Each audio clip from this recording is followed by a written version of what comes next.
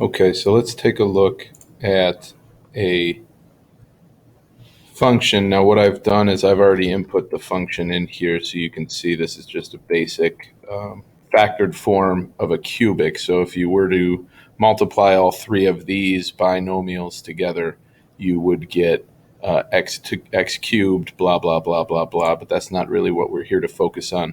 What I want to focus on is identifying domain and range, and then identifying these turning points, what we call relative max and min, and then using that to go on into interval notation.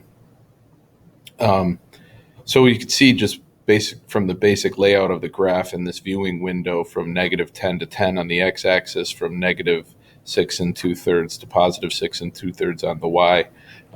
We don't see all of the behavior of this graph.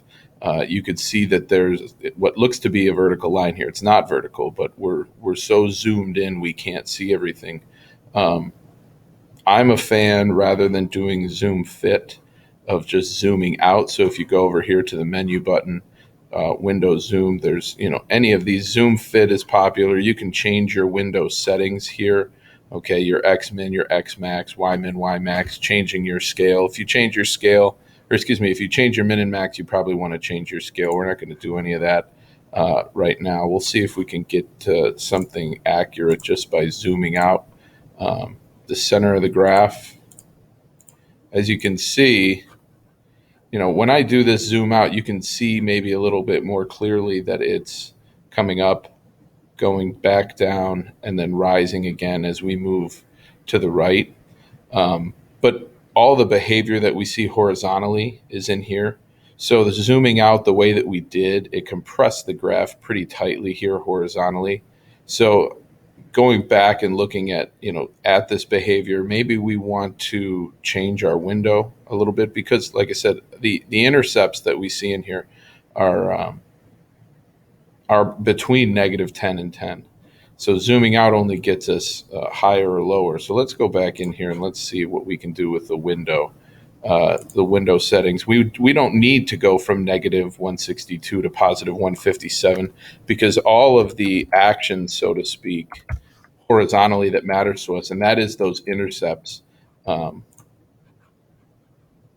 They occur between negative 10 and 10. So these bends, these bumps in the graph, this is what we want to be able to see. So zeroing in on the x-axis makes this obviously a little bit more clear.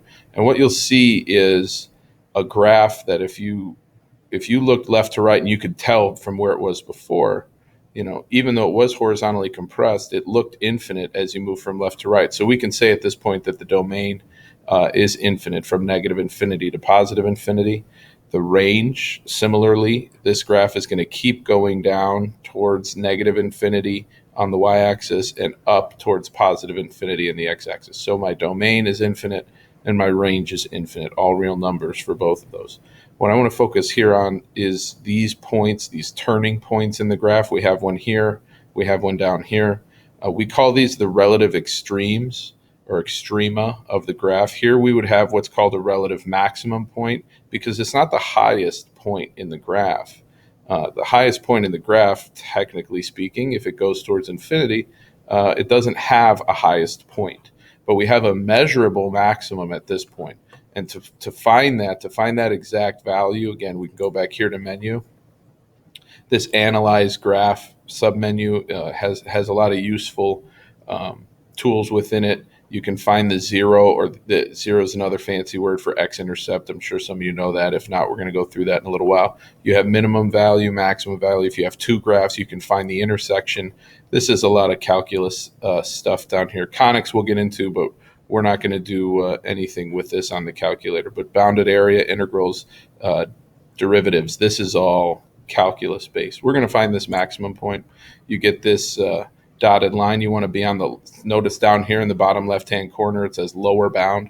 That means you want to be on the left side of the graph of that perceived maximum point, and click, and then slide over, and it's not going to change. So it's changing as I move to the right, if you notice, but once I get to that point, it is not changing anymore. So you can see that the maximum point has coordinates negative 1 0.51, and the maximum is its y value. So 74.4 is the relative maximum. It occurs when x is negative 1.51.